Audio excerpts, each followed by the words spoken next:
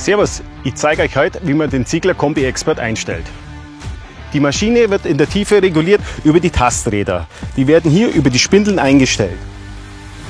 Unten ist eine Skala verbaut, an der man sauber ablesen kann, dass man überall die gleiche Tiefe eingestellt hat. Die Maschine wird dann über den Oberlenker in die Waagerechte gestellt, dass man ein sauberes Arbeitsbild erhält. Danach muss man noch den Striegel bei dieser Maschine einstellen.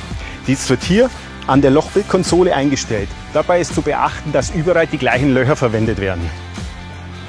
Danach kann man noch den Striegel in der Aggressivität verstellen. Auch wieder ganz einfach über dieses Lochbild die richtigen Löcher wählen, einstellen und los.